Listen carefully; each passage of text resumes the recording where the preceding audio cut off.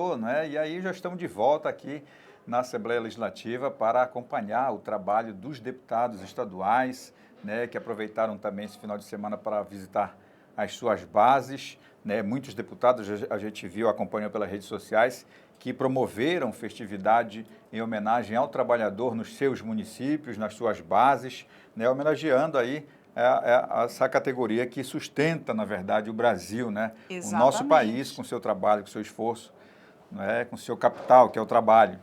Concordo em gênero, número e grau. A gente tem que entender que não somente de trabalho vive o homem, Sim. né? Mas também é tão importante esses momentos de lazer para quem conseguiu descansar, pai d'égua, como a gente diz aqui no norte do Brasil, mas principalmente pensar um pouco mais através dessas atividades, por exemplo, o quão nós somos importantes nessa cadeia produtiva, seja ela pequena, média ou grande, mas nós fazemos esse conjunto. E a gente inicia essa semana justamente pensando nisso, né? Exatamente. Nos trabalhadores, o quanto que os projetos que são pensados e aprovados na Assembleia Legislativa do Pará têm esse intuito. De beneficiar os trabalhadores, principalmente, porque a força, né, que faz esse motor, esse gigante motor do Brasil andar. E por isso que os deputados não só prestaram essa homenagem durante o domingo, segunda-feira, mas eles também propõem projetos de leis que possam impactar, que possam melhorar. A cada dia, de pouquinho em pouquinho, vai mudando aí a nossa vida, a relação de trabalho e capital, que é muito importante. O capital é importante, mas o trabalho também é importante, né? Os dois não vivem. Eu digo que sempre é que nem o Paysandu e Remo, né? Um precisa do outro, é uma luta constante, é uma briga frequente, mas um precisa do outro para poder caminhar, para poder produzir ainda mais. E daqui a pouco vai começar mais uma sessão ordinária. A gente já está na expectativa aqui, esperando pelo presidente. É mais uma semana com esse pensamento de projetos, de estratégias, aqui da Casa do Povo, que é a minha casa, a casa do Dinan e a sua casa, para pensar justamente nesses projetos. E hoje nós vamos justamente trazer algumas coisas bem interessantes, está na pauta, né? Sim, temos na pauta, na 17ª sessão ordinária aqui da Assembleia Legislativa, temos projetos importantes que beneficiam entidades que cuidam do esporte, né? O esporte tão fundamental aí para desenvolver as crianças, a juventude, ocupar o tempo, né? Totalmente. Desenvolver o físico e também o intelecto de cada jovem, de cada, né, pessoa que frequenta, que pratica algum esporte. E esse é o objetivo desses decretos aqui, desses projetos de lei do deputado Chicão, do deputado Tencaten, do Fábio Freitas, né, que estão apresentando projetos aí para valorizar essas entidades. Essa valorização das entidades gera com que esses projetos, mesmo que pequenos, sabe, no município tão miudinho, mas também na capital paraense. Porque quando nós incentivamos esses projetos na área do esporte, a gente está dizendo para os nossos jovens que a gente cuida deles em todas as áreas. E quando esses projetos, eles ganham corpo, né, Dinan? Sim. Que começa com uma associação, uma liga, mas quando elas são reconhecidas aqui na Assembleia Legislativa como algo que realmente pode receber incentivos... É uma entidade séria. Que é uma entidade séria. É por isso que esse peso dos deputados, quando eles trazem essas propostas, garante para esses lugares muito mais possibilidades de cuidar desses jovens. E a gente sabe o quanto que o esporte, né, Dinan, não só aqui no estado do Pará, mas no Brasil inteiro, tem ajudado muitos jovens a se encontrar até como um profissional. Sim. Mas também, Dinan falou uma coisa importantíssima. Quando você gera para esses jovens esses projetos, você está ensinando para eles disciplina. Entende? Mas também que a competição ela precisa ser saudável. E ela começa assim, pequenininha, em pequenos projetos, para depois você alcançar outros níveis. Então, hoje vai ser um bom dia, hein? Sim, sim. E por exemplo, Raina, como o Estado não dá conta de atender todas as comunidades, uma liga como essa, por exemplo, de Oriximiná, aí, Liga Esportiva de Oriximiná, que será reconhecida hoje como de utilidade pública pela Assembleia Legislativa, é um instrumento ali que, através desse reconhecimento da Assembleia, essa liga vai ajudar muitos jovens, muitas pessoas ali na área de atuação do Eu município ia até te perguntar de isso, Oriximiná. Dinan. O que significa para essas associações e ligas serem reconhecidas como utilidade pública? Isso garante o que para eles? Como eu falei ainda agora, garante primeiramente que é uma entidade séria, né? Certo. Que é responsável, que vai prestar contas. E aí, com isso, com o reconhecimento da Assembleia Legislativa, eles vão se credenciar a fazer convênios com o Estado, com a Legal. União, com outros E órgãos, com a Caixa receber Econômica incentivos Federal e financeiros receber para isso. incentivos. Imagina uma liga dessa recebendo gente. 100 mil reais, 200 mil Quantas reais crianças e quantos adolescentes vão ser ajudados? pelos projetos que eles desenvolvem ali, né? Vamos dizer lá que Oriximiná tenha 10 times de futebol, por exemplo. 100 mil, vai dar 10 mil para cada um, né? E Isso aí, é tudo simbólico, tá, a gente? gente Só para tá vocês só- entenderem como é que Só funciona. exemplificando aqui. Então, é um canal de você ajudar, já que, como nós falamos, nós temos aí, você falou ainda há pouco, o nosso Ter Paz, as usinas, As né? usinas, gente. Que são um canal ali, tem quadra de Extraordinário. esporte, tem várias opções de lazer, de esporte para a comunidade. Isso, com certeza, vai se tornar um programa para atingir todos os municípios e aí Sim. teremos uma oportunidade. Mas, enquanto isso, o Estado tem outra maneira de As chegar. associações, Exa- a liga aí do seu Exatamente. município. Por isso que é tão bacana quando o deputado que representa a sua cidade, a sua região, ele visita. Sabe uma coisa muito pai d'égua que acontece quando esses deputados fazem essas visitas no interior? São aquelas audiências públicas. Muito Sabe importante. por quê? Porque essa audiência pública garante para você ser ouvido e aí surgem novos projetos. Bacana, né? Vamos dar uma olhada no plenário aí, Opa! nossa movimentação. Já está na Já casa. está na mesa, inclusive, lá, dando uma olhada, uma espiada na pauta, como você gosta de falar. Exatamente, uma espiadinha na pauta. Exatamente. Ali a nossa diretora de comunicação, nossa coordenadora, Alda Dantas, que já está, obviamente, se inteirando de tudo. Auxiliando ali o presidente. Auxiliando no que precisa. Exatamente. Né? Hoje um dia extremamente... Eu sempre digo isso, você pode às vezes estar ouvindo a gente, acompanhando as nossas transmissões. Eu falei assim, essa menina toda vez fala que é muito importante o que vai acontecer na Lepa. Mas sempre é importante. porque é. Sempre importante, porque aqui, Raina, e para a população entender, fica marcado a história. Cada dia fica nos jornais da casa, fica na história da... Se você buscar, por exemplo, lá de 1930, não sei o quê, tem alguma coisa que um deputado fez lá que pode não ter surtido efeito na hora, mas depois... Exatamente. Né, alguém vai buscar aquela lei. Olha, deputado fulano de lembra a tal. história do SOME? Pois é, que o do reconhecimento né, dos servidores da área da educação do ensino modular, lá atrás... De 1980. 1980, pensado Alguém teve a ideia, né? Que foi teve a grande Manuel ideia, Montini. Graças a Deus. E olha teve essa quantas grande pessoas ideia. foram ajudadas pelo SOME, E né? ainda são. Que não teria oportunidade de chegar em alguma cidade para fazer um ensino fundamental, um ensino médio Um né? acompanhamento E aí o com que aconteceu? O professores, governo foi até essa, né? O E Estado criou foi. estratégia. Isso que é importante que vocês que estão acompanhando a gente, quando você vê que o plenário, que está se organizando, que daqui a pouquinho já vai começar a nossa sessão ordinária, Invocando a proteção de Deus e em nome do povo paraense, iniciamos nossos trabalhos. Está inscrito no pequeno expediente a deputada Maria do Carmo.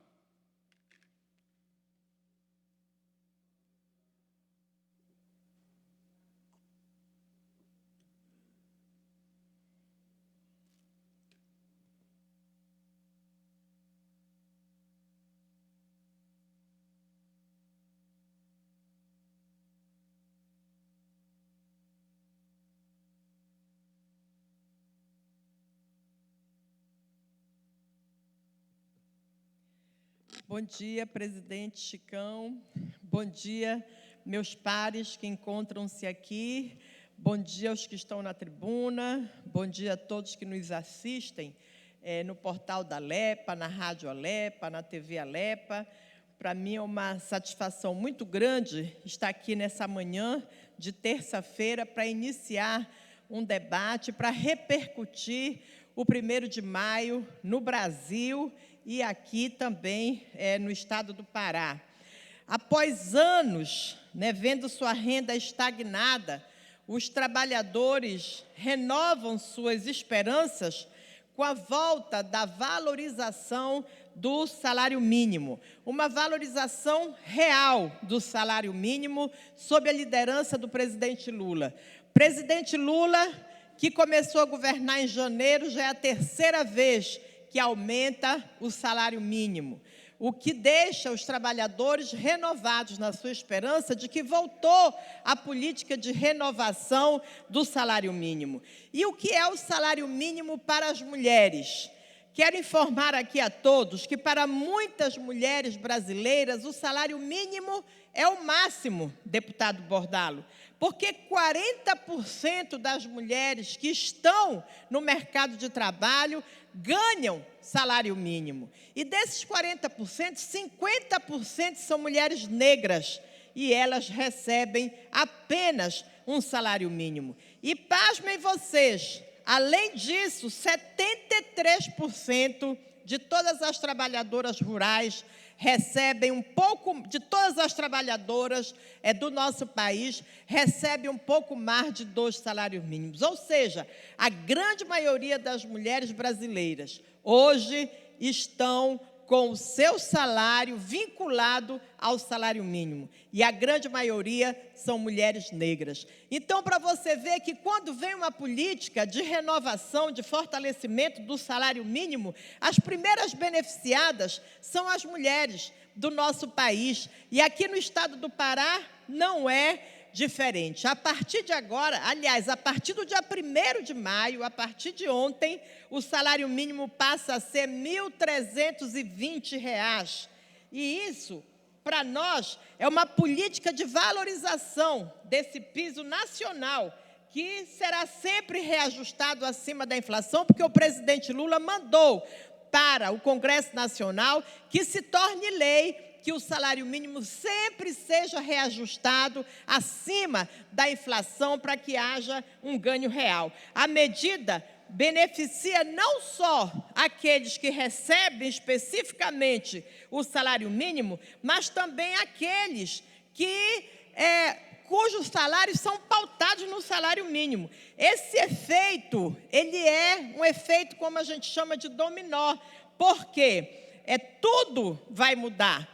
Quando muda o salário mínimo, melhora os benefícios, melhora o seguro-desemprego, melhora a contribuição do MEI, o salário família, tudo que tiver como base de cálculo o salário mínimo melhora. Então, é muito importante hoje que a gente possa repercutir aqui, que no dia 1º de maio deixa de ser um dia de luta, apenas de luta, para também ser um dia de conquista para a maioria dos nossos trabalhadores. Além do mais, o presidente Lula anunciou o retorno de muitas obras públicas em todo o nosso país, o que significa que o salário mínimo beneficia aqueles que estão trabalhando, mas ele também está buscando políticas que vai valorizar aqueles que ainda não estão trabalhando e que precisam de emprego, aqueles que estão na informalidade, porque foram medidas que ajudam a todos. Então, veja bem, também a partir de agora tem a retomada do Minha Casa Minha Vida. Aqui no estado do Pará vão ter muitas obras, o DENIT vai começar com muitas obras de infraestrutura, asfaltando estradas, isso gera emprego também. Então, começa a movimentar a economia com os programas sociais que são retomados, melhora a vida das pessoas, não é emprego, mas melhora a renda.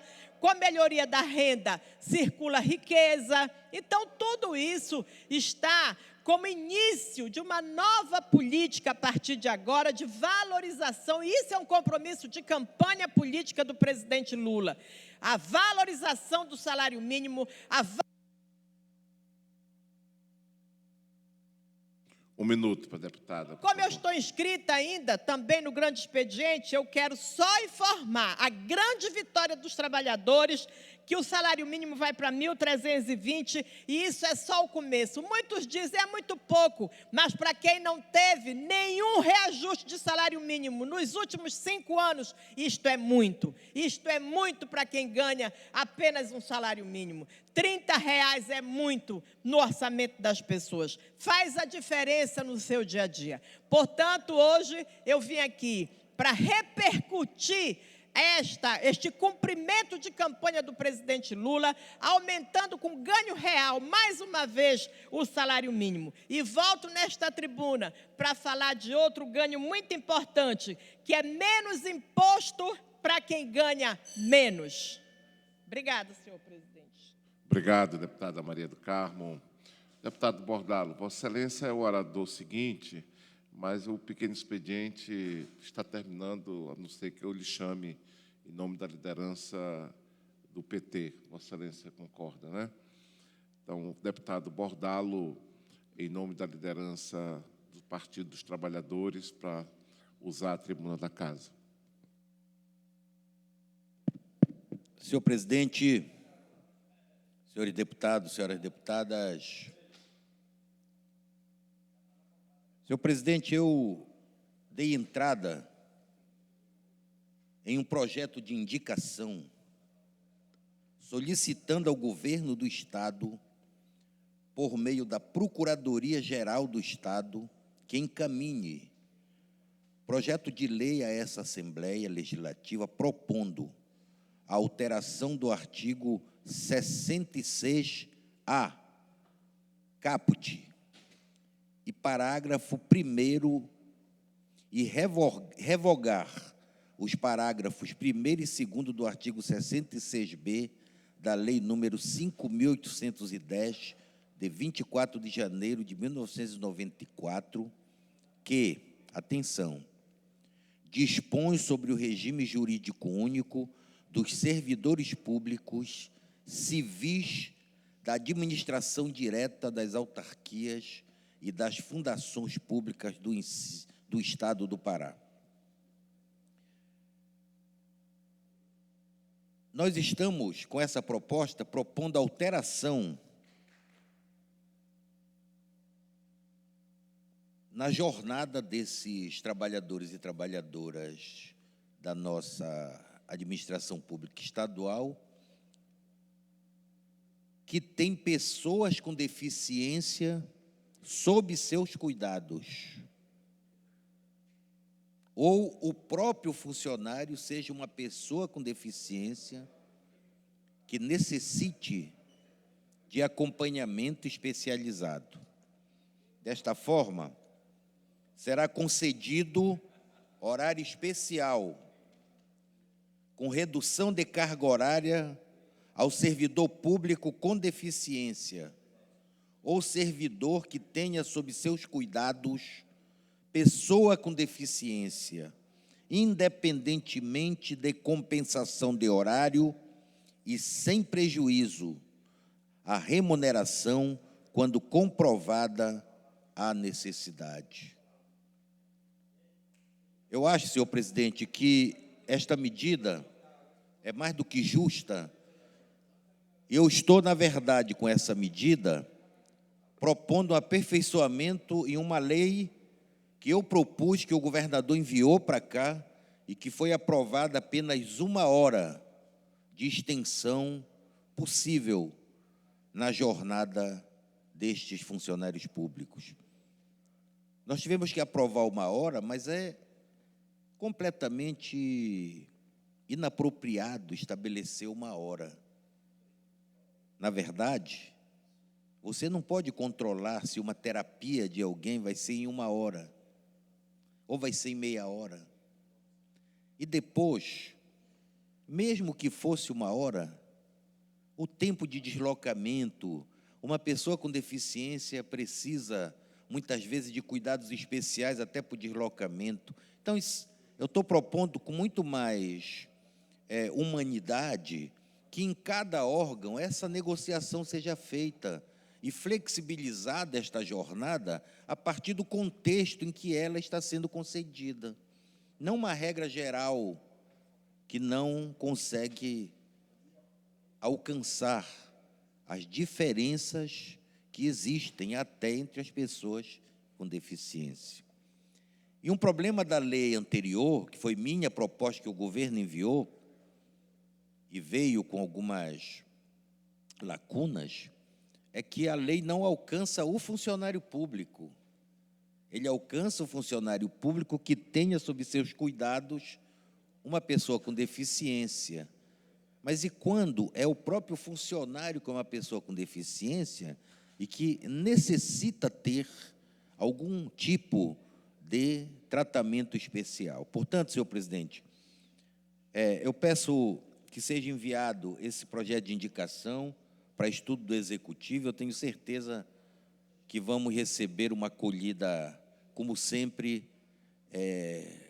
humana e de aperfeiçoamento deste regime jurídico único do nosso funcionalismo estadual, para que ele seja cada vez mais humano, senhor presidente. Muito obrigado. Obrigado, deputado Bordalo. Não temos mais deputado com inscrição no horário de liderança, portanto, irei para o grande expediente da Casa. Grande expediente da Casa, nós temos aqui, obedecendo à inscrição, a deputada Maria do Carmo.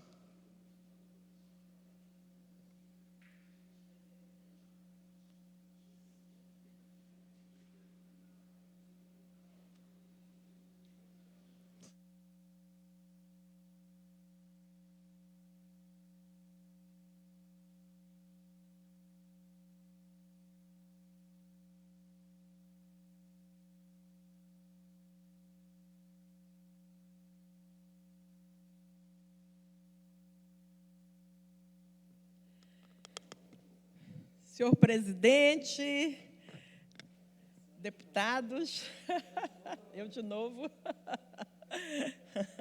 Hoje o pessoal está com preguiça, né? Depois de tantos dias aí de feriado, deputados, aí tá bom para falar, né? Bom, continuando a minha fala, deputado Braz, deputado Wesley, deputado Eric, né, que estão aqui com a gente hoje de manhã. Eu estava ainda agora falando sobre o salário mínimo, né, que passou para R$ 1.320. E eu estava começando a falar aqui sobre... o Chamonzinho também, o Carlos Vinícius, ainda tem sim. Bom, é o seguinte, gente, também o presidente Lula, ele pautou mais uma nova tabela do imposto de renda, que não era atualizada há muitos anos.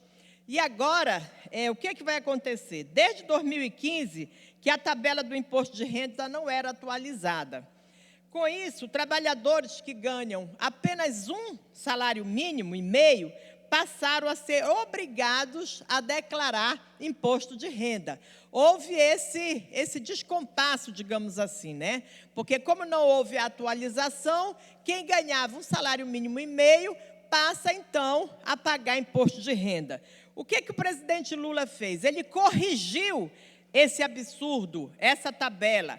A partir do mês que vem, quem ganha até 2 salários mínimos não mais vai ser obrigado a declarar o imposto de renda e passa a ser isento. Isso significa que pessoas que ganham até 2.640 não terão mais a retenção de imposto de renda na folha do pagamento.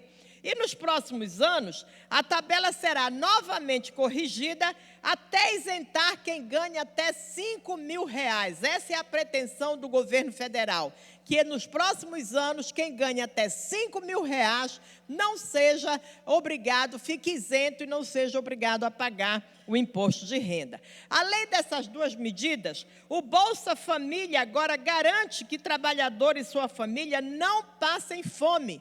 Isso também é importante, porque o Bolsa Família geralmente vai em nome da mulher, da mãe, das crianças.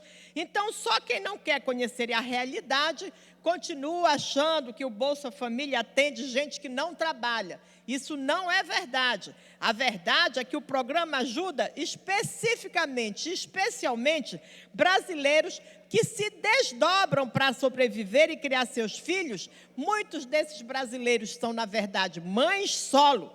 O Bolsa Família, ele voltou garantindo um mínimo de R$600 e valores extras para as crianças com menos de 7 anos, gestantes e crianças adolescentes entre 7 e 18 anos. O programa também tem iniciativas para empregar os beneficiários que não perdem o auxílio quando conseguem um trabalho formal. Esse é mais um benefício para ajudar trabalhadores e trabalhadoras do nosso país. Outra coisa, salário mínimo, o salário igual para homens e mulheres. Aliás, uma proposta que nós fizemos aqui no Dia das Mulheres, agora é lei federal.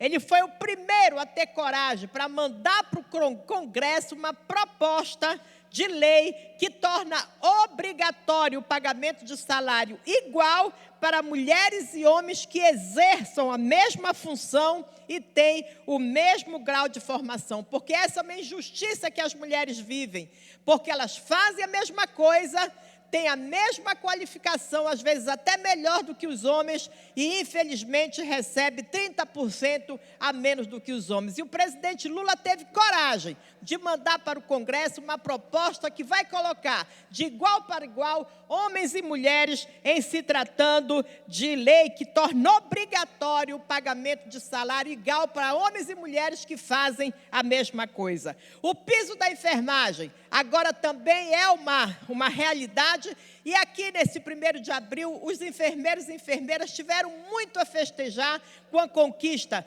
do piso nacional da enfermagem. O piso do magistério, que foi reajustado em quase 15%. Após 17 dias de governo, o piso salarial nacional dos professores da educação básica de renda pública foi reajustado em 14,95%, passando a valer R$ 4.420,55, quando anteriormente era R$ 3.845,63. Mais um benefício para os trabalhadores, dessa feita professores e professoras. Ajuda de verdade para quem toca o próprio negócio, porque foi o nosso governo que, via BNDES, liberou 21 bilhões de crédito para as micro, pequenas e médias empresas, melhorando a vida também dos trabalhadores que estão vinculados às empresas, ou seja, dando oportunidade real para que quem toca o seu próprio negócio tenha financiamento. Trabalhadores do campo podem produzir em paz, porque agora foi regulamentado novamente o PAA, que é o Programa de Aquisição de Alimentos. Pesquisadores voltaram a ser valorizados. Foi o nosso governo, ainda no começo, em janeiro, que melhorou a bolsa dos nossos pesquisadores, que há muitos anos não acontecia. Em fevereiro deste ano, o presidente Lula anunciou reajuste entre 25% a 200% das bolsas pagas a estudantes e pesquisadores. Faziam 10 anos que essas bolsas não eram atualizadas. Mais um benefício para os trabalhadores, desta feita, trabalhadores, homens e mulheres da ciência, pesquisadores e estudantes. O Lula também fez a proteção aos trabalhadores por aplicativos, porque hoje em dia os nossos trabalhadores informais que trabalham nos aplicativos, infelizmente, eles não têm nenhuma proteção, nem previdenciária e nem de saúde. Foi o nosso governo que sabe que o mercado mudou. E hoje, o trabalho por aplicativo é uma realidade, deputados, que não volta mais, né? Vão continuar trabalhando em aplicativo. E, no entanto, esses trabalhadores não podem ficar abandonados e sem nenhuma proteção, quase quando sofrem, deputada Lívia, algum tipo de acidente ou chegue a hora de se aposentar. Por isso, um grupo de trabalho que reúne governo, empresas, sindicatos, já está estudando como garantir direitos mínimos a esses brasileiros, que também são trabalhadores. Nem eles ficaram de fora das medidas do nosso governo para proteção dos mototaxistas, daqueles que trabalham no Uber, naqueles que trabalham nos aplicativos. O setor cultural voltou a respirar. Uma das áreas mais afetadas na pandemia foi a área da cultura.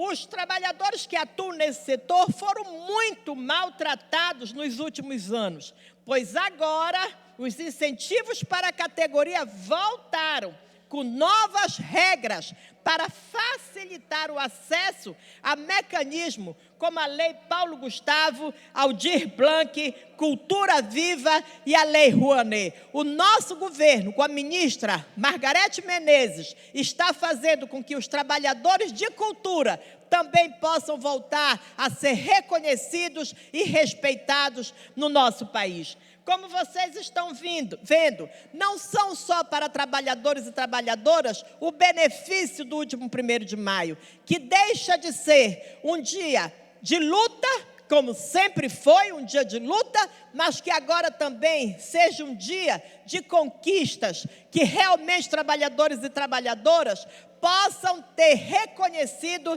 seus direitos. Os servidores federais também não ficaram fora. Eles têm aumento após 6 anos. Foram 6 anos de salários completamente congelados. Na sexta-feira, Lula deu fim a esse absurdo e concedeu reajuste de 9% aos servidores federais civis, incluindo os aposentados e pensionistas. Além disso, o auxílio alimentação subiu para 43,6%. E, senhor presidente, só para finalizar, eu quero dizer que o 1º de maio, para trabalhadores também do governo estadual, foi bom, para alguns setores, porque aqui nesta casa nós vimos aprovados os pisos dos servidores, dos professores, nós vimos melhorar o soldo da polícia militar, nós vimos melhorar Obrigada, senhor presidente. Nós vimos aqui que o governo do Estado, também nesse 1º de maio, os trabalhadores do Estado puderam festejar conquistas também perante o governo do Estado. Era isso, senhor presidente. Muito obrigada. Obrigado, deputada Maria do Carmo. Obedecendo à ordem de inscrição do grande expediente, nós temos o deputado Josué Paiva. Deputado José Paiva não está presente. Eu convido o deputado Rony Silva. Deputado abre mão do seu pronunciamento. Eu chamo o deputado Chamozinho. Deputado Chamozinho. Saiu do plenário. Eu convido o líder do governo na casa, deputado Irã Lima. Não está presente. Eu convido o deputado Carlos Bordalo a se pronunciar.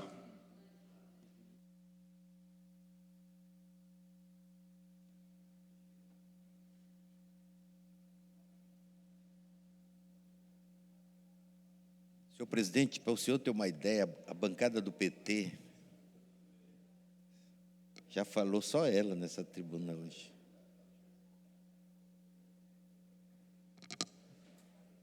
Muito bom dia de novo, meus colegas. Senhor presidente, entre tantas questões que o nosso Estado apresenta, eu estive numa agenda nas 2 últimas semanas em 3 municípios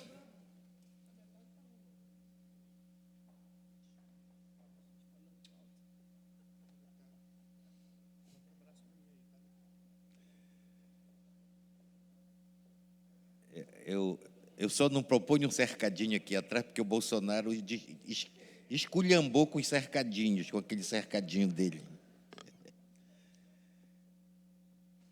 Mas tem 2 questões que nas minhas viagens, contatos na rua, rede social, as pessoas estão me acessando muito, que tem a ver com a administração pública estadual. A primeira é o não pagamento do piso nacional do magistério por municípios no estado do Pará.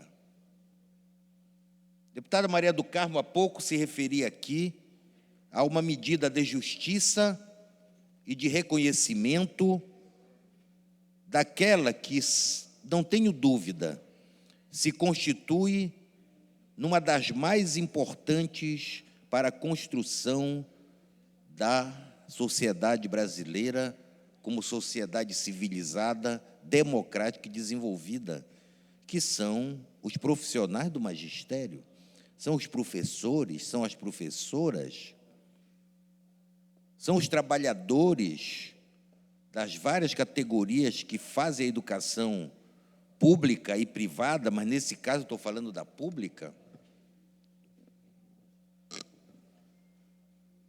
Então, deputada Lívia,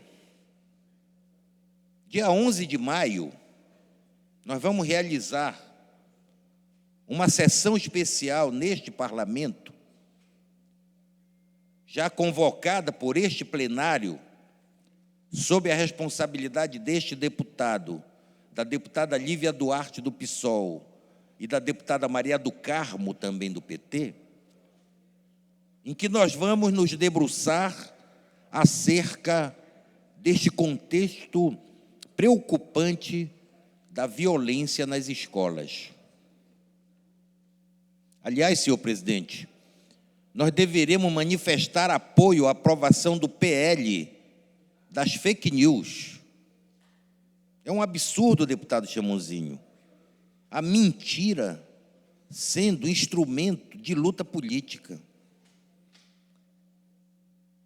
As escolas estavam sobressaltadas, sabe por quê? Por essa onda de mentiras, de incentivo à pedofilia, incentivo à violência, que se faz através do uso irresponsável das redes sociais. O Ministério da Justiça apertou o cerco e é impressionante como rapidamente a atmosfera nas escolas se tranquilizou. O terror que é espalhado por essas fake news. Eu acho engraçado como tem muito político defendendo essas fake news, porque eu acho que ele se alimenta exatamente da mentira, da desinformação, de vender conteúdos que não têm efetivamente nenhuma responsabilidade com a convivência social, com a saúde, como faziam ou fazem até hoje contra as vacinas. Nesse dia, deputada Lívia, deputada Maria do Carmo, eu vou propor, em uma das recomendações, que a Assembleia Legislativa convoque como mediadora de representação legítima do povo uma reunião com todos os que têm algum grau de responsabilidade sobre o cumprimento da lei do piso do magistério. A Assembleia pode cumprir este papel. Eu vou conversar com a deputada Lívia, com a deputada Maria, estou já anunciando aos outros deputados e deputadas que no dia 11, nesta sessão, sobre a situação das escolas referente à violência, nós vamos propor um mecanismo de pactuação com os municípios, liderado pela Assembleia Legislativa. Os municípios têm que ser chamados, convidados a vir dialogar. O que não pode é os professores terem que estar fazendo greves sofridas pelos municípios, dias parados, crianças sem aula, porque muitos municípios não querem pagar o piso nacional do magistério. E a outra questão que eu tenho recebido muitas provocações, pedidos agoniados de providências em relação ao IASEP, o Instituto de Assistência do Funcionalismo Público do Estado.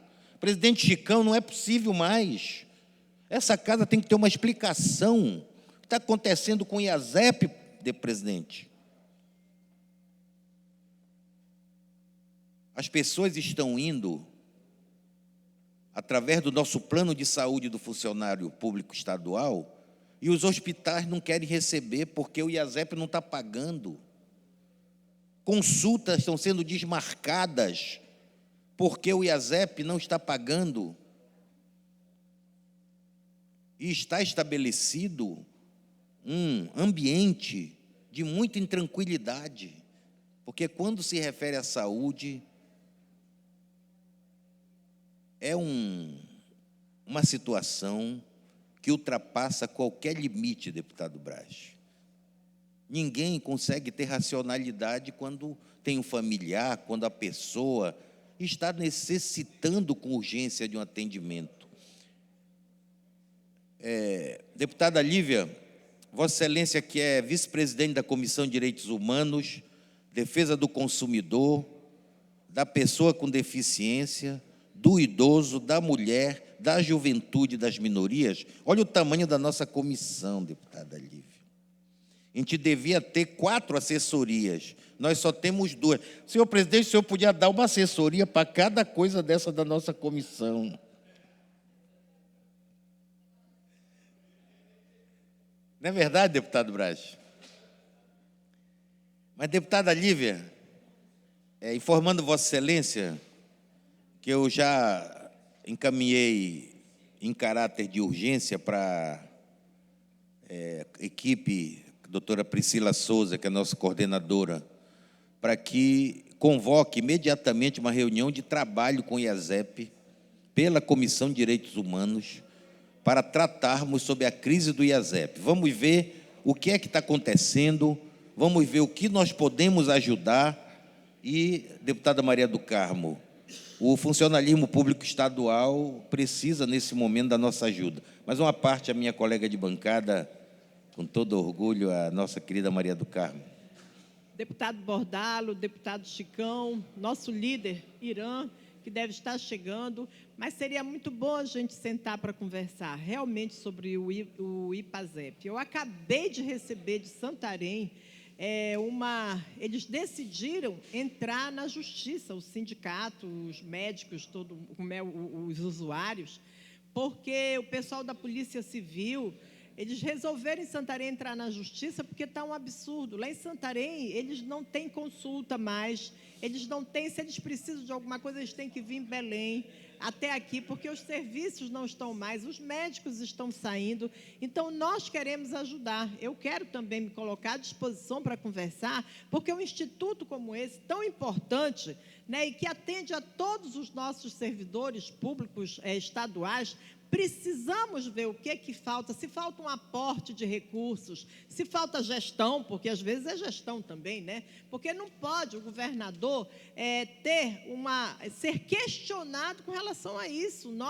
Eu particularmente, que sou aqui vice-líder, não posso permitir que isso aconteça, que sabe lá se o governador sabe o que está acontecendo lá dentro. Então, é necessário que nós possamos fazer esse debate para que isso não venha macular a imagem do governador no sentido dele ficar sendo questionado perante os seus próprios servidores. Eu acabei de usar a tribuna e realmente falei o quanto os servidores públicos estaduais, nesse 1º de maio, algumas categorias, alguns segmentos tiveram muito a festejar. Então, nós precisamos, me desculpe, aliás, o senhor precisa terminar o seu. Obrigado pela parte.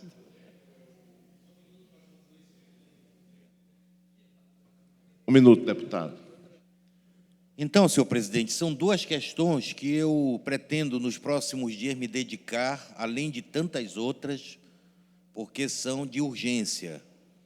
E eu tenho certeza que o Parlamento do Pará não faltará para contribuir com a solução dessas crises.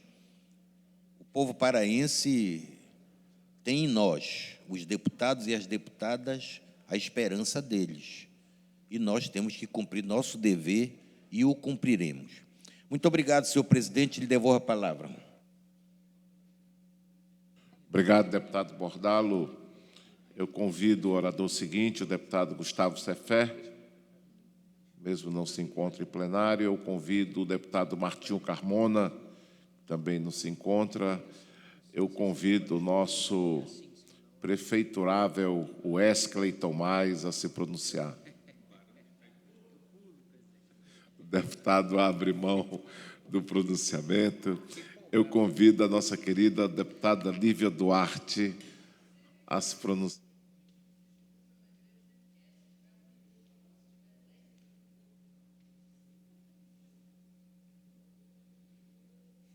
Bom dia, deputado Igor.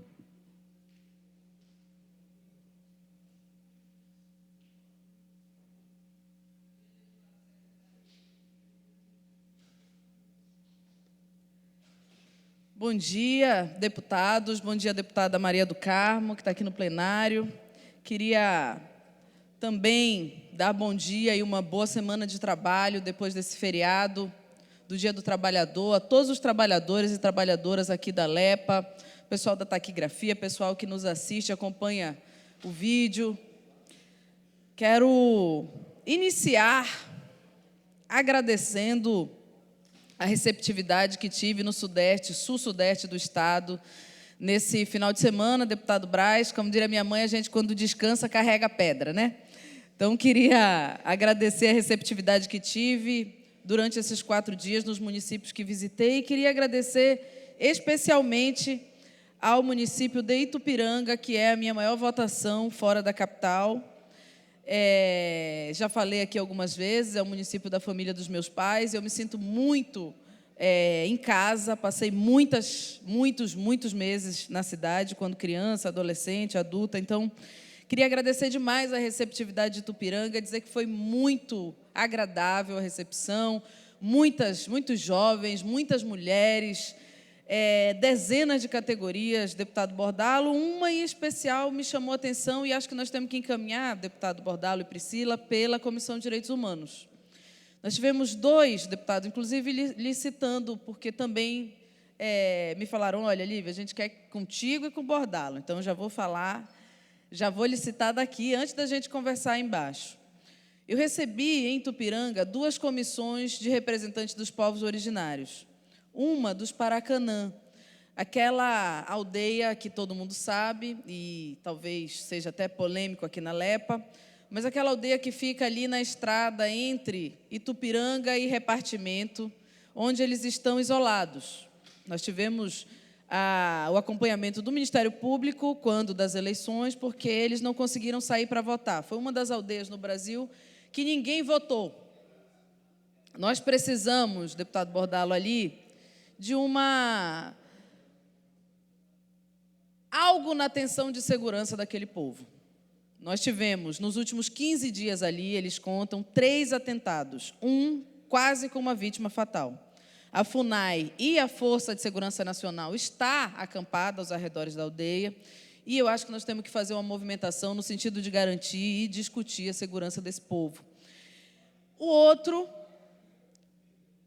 representante, e que teve a minha diligência, eu fui até lá, foi a aldeia Crijuerê dos Gavião, o povo que é mais próximo à minha mãe, à minha ancestralidade. Então, tive lá, inclusive as pinturas de genipapo que vocês vão ver aí durante a semana, fiz lá, numa preparação para uma das festividades do povo, e me chamou muita atenção também a questão das escolas indígenas. Gente, as nossas escolas, hoje, elas estão passando... As de Belém já são tem uma meta de 80, mas são muitas reformadas desde o início do governo Edmilson. Inclusive, queria registrar aplausos à secretária Araceli Lemos, que na última semana também nos mostrou um protocolo de segurança nas escolas exemplar. Acho que a coisa mais bacana que eu vi no sentido de protocolos de segurança nas escolas. Mas as escolas estão sendo reformadas porque estavam caindo no último período, deputada Maria do Carmo, aí nos governos tucanos. No Estado, elas começam a ser reformadas agora. Ótimo. As indígenas não são há muito tempo. Telhado de trelha brasilite, a 1 metro do chão, as crianças embaixo. Gente, de uma desumanidade absurda. Então, ou a gente faz uma comissão para que o parlamento conheça aqueles que não conhecem essa realidade, ou, deputado Chicão, a gente intermedia com a nova secretária, Puí, Tembé, e com o secretário de Educação, para que a gente possa fazer algo no sentido de ajudar essas populações. É muito importante, porque a situação é de desumanidade, não é de precariedade, é de desumanidade. Muito, muito, muito ruim. E muitos coletivos. Então, fui recebida por um grande coletivo de mães, dentre elas mães de autistas. Acho que a gente também tem que se dispor e se abrir esta casa. Aqueles que já acompanham, ótimo. Aqueles que não acompanham, essa pauta é importantíssima. Nós, por exemplo, cobramos do município de Belém, da prefeitura de Belém, deputado Eric, viu como eu sou boa? Eu cobro a prefeitura de Belém. Se eu tenho que cobrar, já não me deu, mas brincadeira. Cobramos da prefeitura de Belém. Qual é o prazo para que 100% das mães e das crianças sejam acompanhadas, tenham um monitor para as crianças autistas nas escolas? É importante. Então, se não tem 100%, é um processo, estamos contratando, já contratamos 300, vamos chegar a 500, mas quase metade não está acompanhada. Então, a gente precisa cobrar. Olha, gente, queria agradecer demais, foi muito bacana. Por último, dizer que eles me entregaram, lá na cidade de Itupiranga, o título de cidadã itupiranguense, votada por unanimidade na Câmara. Fiquei muito emocionada, queria agradecer a Prefeitura e a Câmara Municipal. E dizer que é o Benjamin Tasca, deputado Chicão, do PT. Queria também, nesses minutos que me restam, falar da campanha que está sendo feita e de como ela está sendo feita irresponsavelmente pela Google. Hoje, se vocês abrirem, agora, deputados, agora, valendo, se vocês abrirem a página inicial da Google, embaixo do buscador da Google está escrito: o PL das fake news dificultará a sua internet. Estamos falando de uma grande campanha multinacional. Eu quero ouvir aqueles e aquelas que animadamente usam a tribuna para falar que o Brasil é nosso e que nós não podemos abrir a Amazônia porque ela é nossa, a dizer que as multinacionais não se interessam, as grandes empresas de tecnologia não se interessam por um PL contra as fake news. Por que será? Nós temos, pessoal, a responsabilidade, e o Parlamento Paraense, tenho certeza, não faltará com a verdade em dizer como é importante que nós derrubemos as fake news. Importantíssimo. Eu sou mãe de 2 crianças e madrasta de uma. Tenho 3 filhos, crianças, 2 de 12 e 1 de 3. Eu fiquei apavorada na semana das ameaças a massacres nas escolas. Eu duvido que tenha uma mãe aqui, da mais bolsomínea até a mais radical, que me diga que não ficou com medo. Que me diga que o filho foi com segurança para a escola naquela semana. Não existe. Porque a gente tem medo pela vida dos nossos filhos e pela segurança. Agora, a gente precisa discutir uma paralisação de centenas, milhares de escolas pelo Brasil por causa de fake news, gente.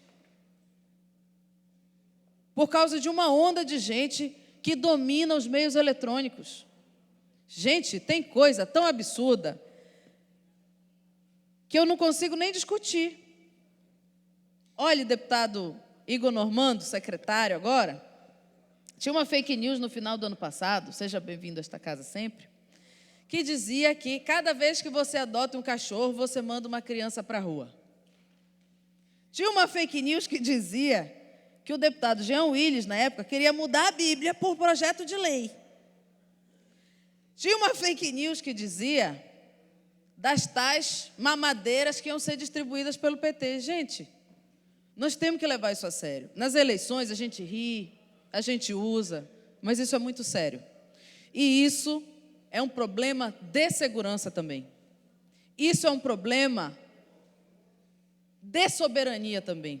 Porque se você tem uma empresa como a Google, e todos nós aqui usamos e temos que usar, dizendo que o PL da fake news vai atrasar a sua vida, bom, se isso não é uma declaração de financiamento, eu não sei o que é.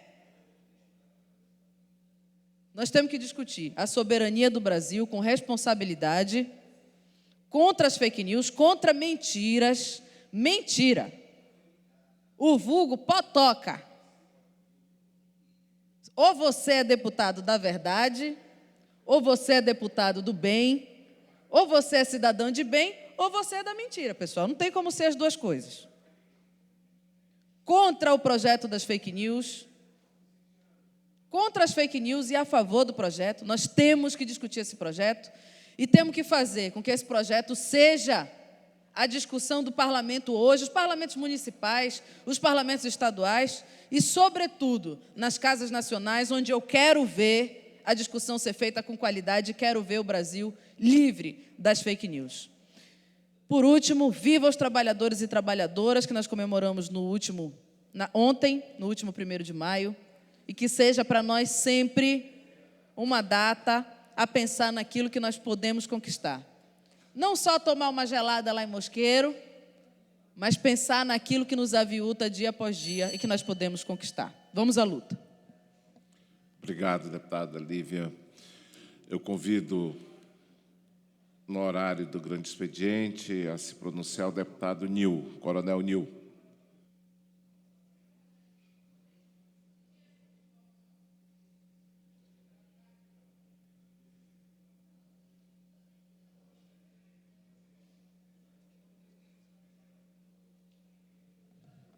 Bom dia, senhores deputados e deputadas, senhores do plenário, TV Alepa e Rádio Alepa, meu presidente Chicão, nosso ex-eterno vice-prefeito de Ananindeua, meu amigo e parceiro Wesley, o homem do minério, que defende a causa do minério. A todos. Legal. A todos aqui presentes e aos servidores da Alepa. Eu venho aqui primeiro parabenizar o município de Pixuna através do distrito de Canaã, que completou 33 anos de existência. Um município que é um distrito que traz toda a parte rural e que ali abastece o município de Pixuna com sua grande área rural através da pecuária, através da plantação, através do colhimento e através do trabalho que é feito naquele distrito de Canaã. Quero mandar também um abraço à irmã Josi, que é a nossa correspondente no distrito de Canaã, de Pixuna, e que traz toda a demanda daquele município.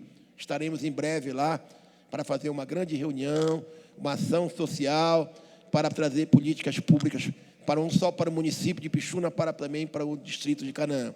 Parabéns ao distrito de Canaã, mais uma vez, em nome da irmã Josi, do prefeito Artêmio, que tem feito um excelente trabalho no município, em prol dos 33 anos de existência do distrito de Canaã. Parabéns.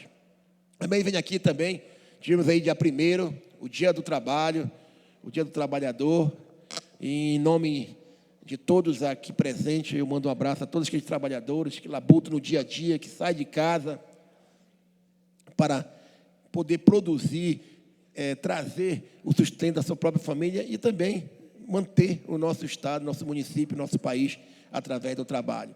Eu que venho desde os 16 anos, sempre trabalhando, comecei na iniciativa privada, aí passei no concurso do Exército e logo depois passei no concurso da PM, tive que abandonar o Exército porque meu sonho era ser policial e fiquei só 30 anos na polícia e me aposentei agora na Polícia Militar e estou no 2º mandato de deputado onde o povo me colocou. Parabéns a todos os trabalhadores, em nome da minha família, em nome dos meus parceiros, amigos, companheiros, abraço a todos os trabalhadores. O outro importante assunto, a gente vem aqui clamar é o transporte público do município de Belém.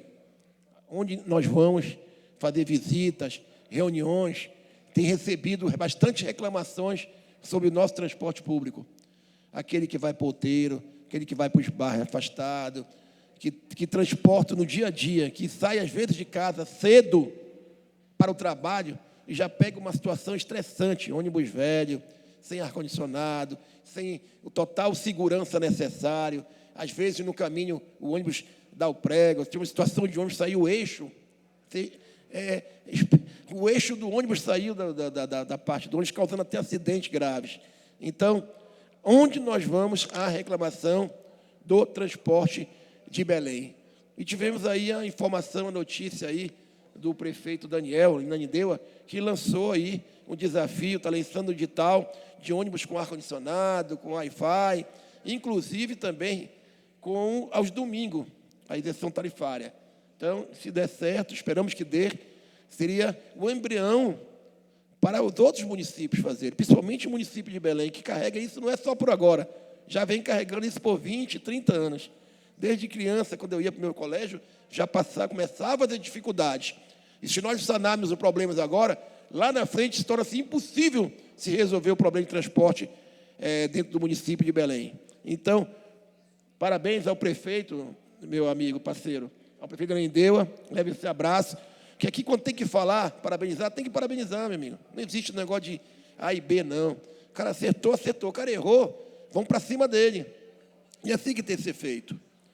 E a respeito das fake news, eu sou contra o projeto de lei, até porque eu sou a favor que haja um debate.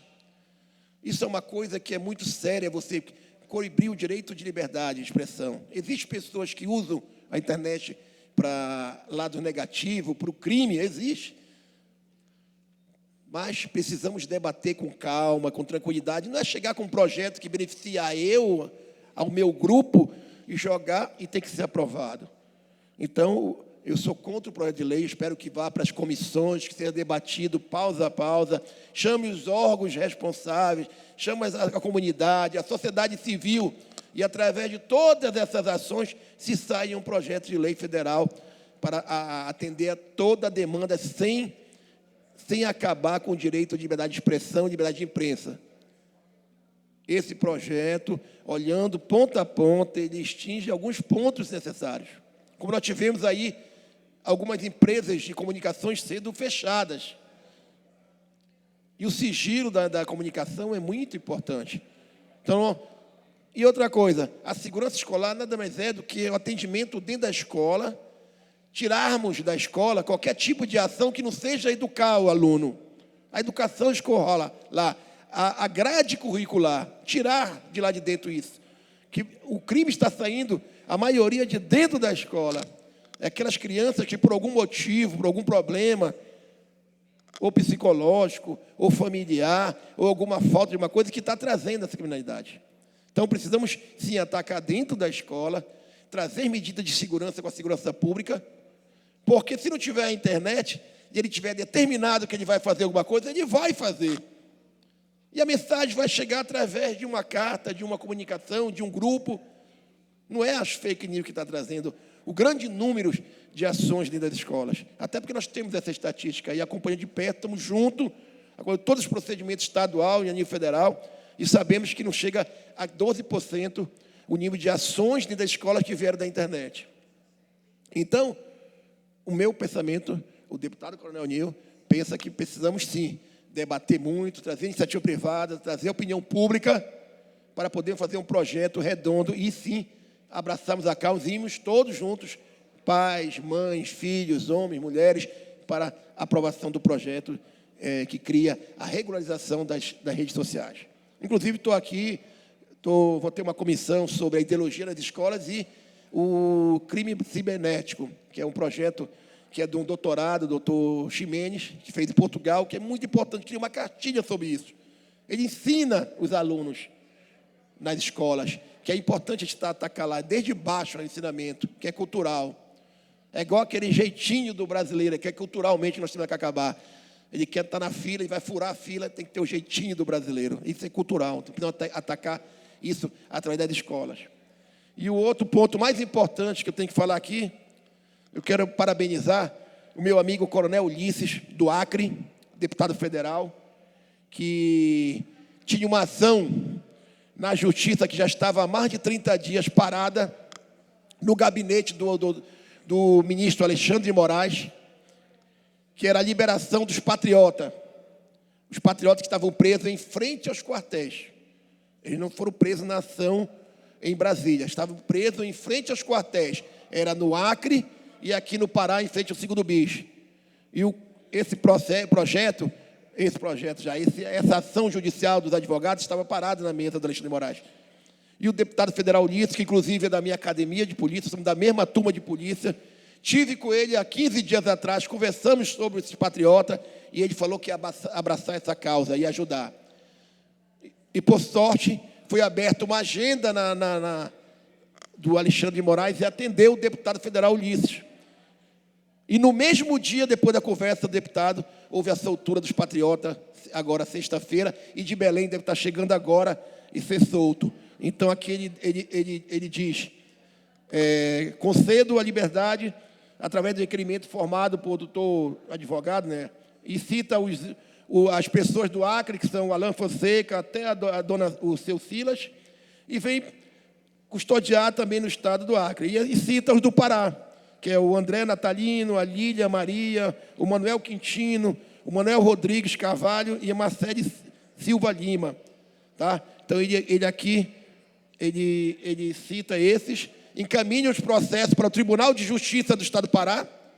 Todos os processos vêm para cá, para ser aberto o procedimento para cá, e já libera de imediato aqui, na última folha, ele concede, tá,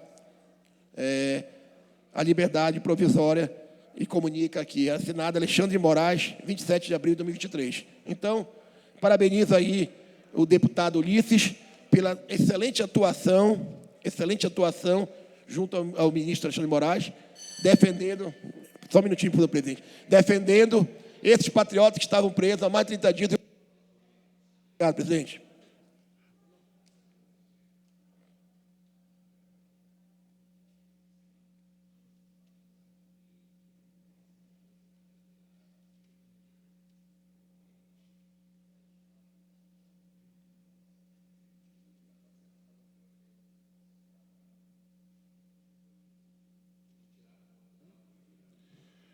Temos a deputada Maria do Carmo já se pronunciou, o deputado Bordalo já se pronunciou no grande expediente. Eu convido o deputado Fábio Freitas a se pronunciar.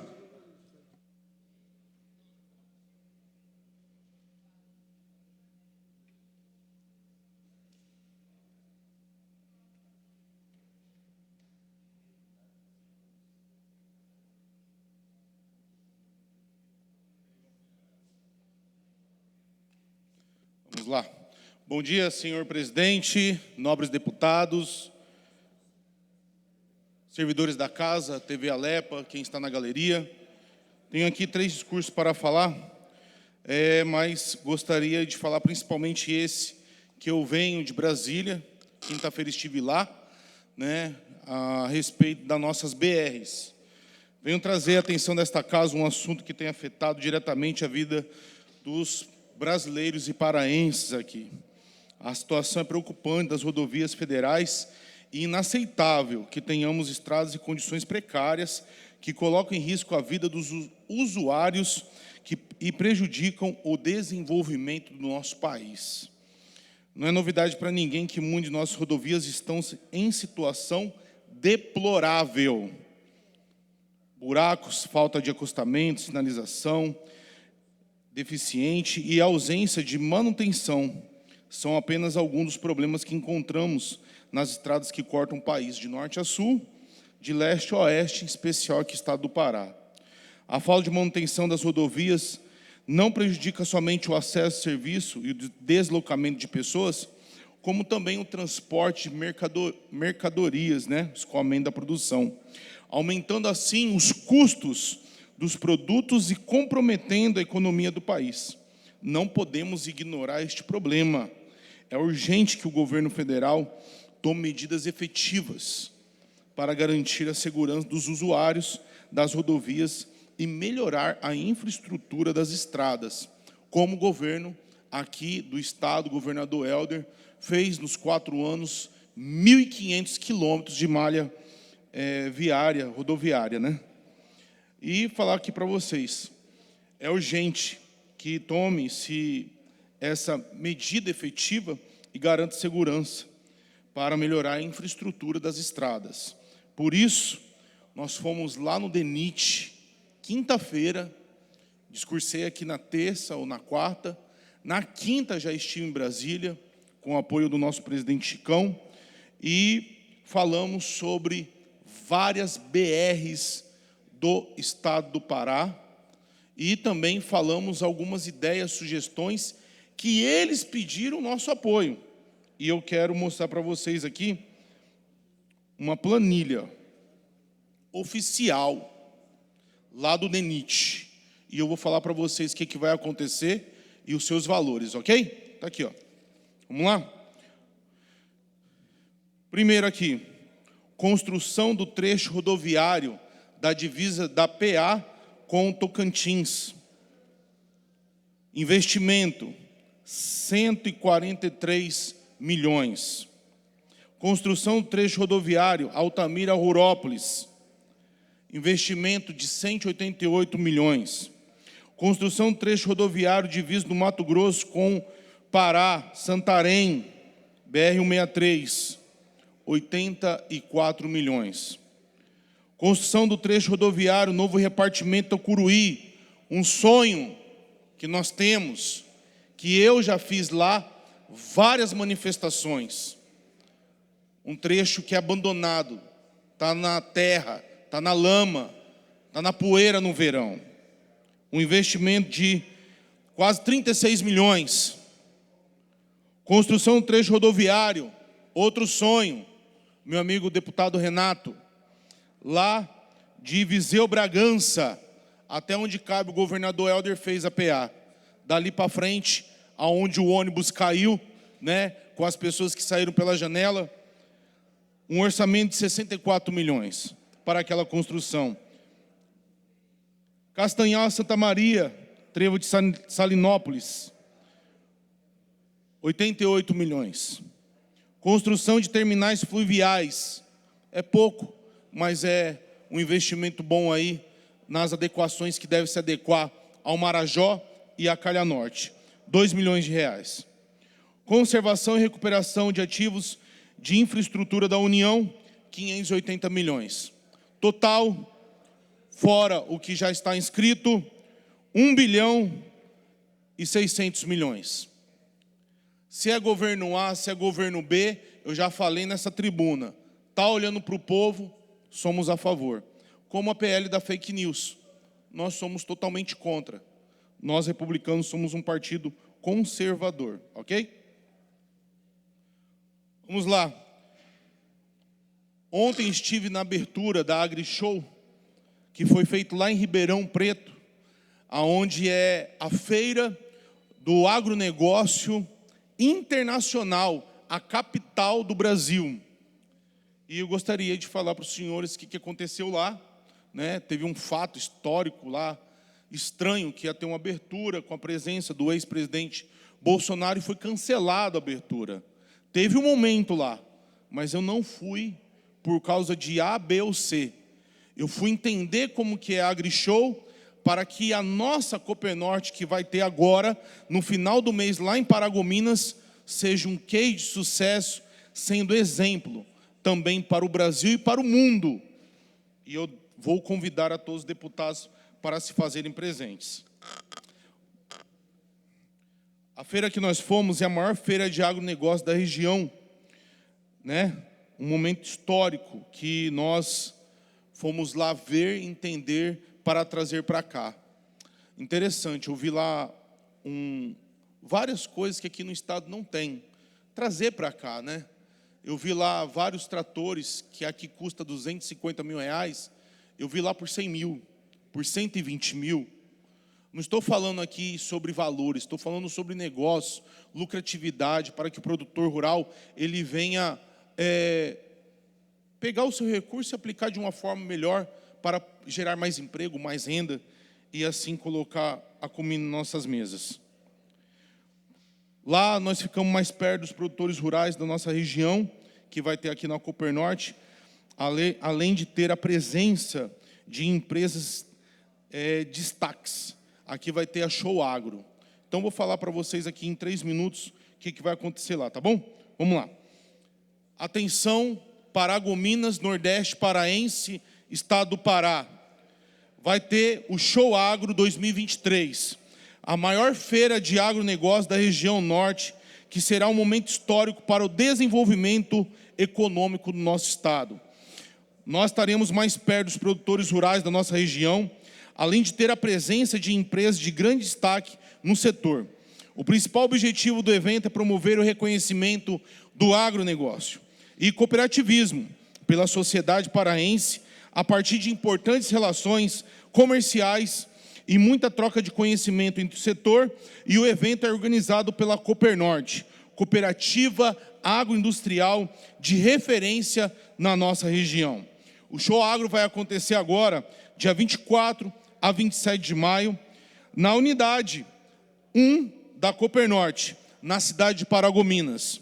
Com entrada franca, de graça, o evento terá a presença de mais de 150 marcas expositoras e espera receber um público de 30 mil pessoas ao longo dos 4 dias, garantindo uma grande visibilidade ao segmento.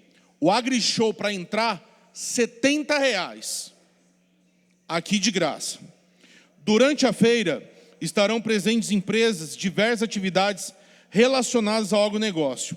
Dessa forma, a Show Agro 2023 cumpre a missão de promover um ambiente favorável para a geração de negócios, para a construção de parcerias estratégicas de desenvolvimento do agro na nossa região.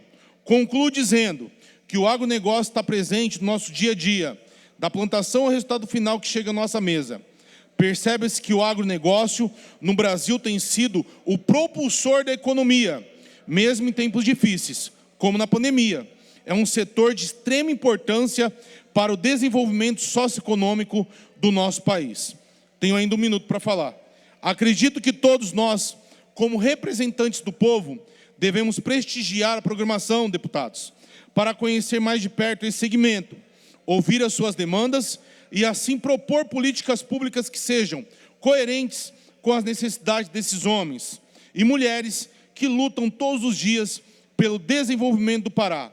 Não tenham dúvidas de que o crescimento do nosso estado passa pelo agronegócio. Por isso, reforço o convite para que os dias 24, 25, 26 e 27 de maio, em Paragominas, das 8 às 18 horas, estarmos presentes na Show Agro. Vamos juntos fazer parte desse movimento. Convido o senhor presidente, Chicão, como também o governador Helder e a vice-governadora Hanna. Obrigado, senhor presidente. Obrigado, deputado. Vou invocar aqui o regimento da casa para que as coisas fiquem bem claras e porque não temos número suficiente para a apreciação da matéria.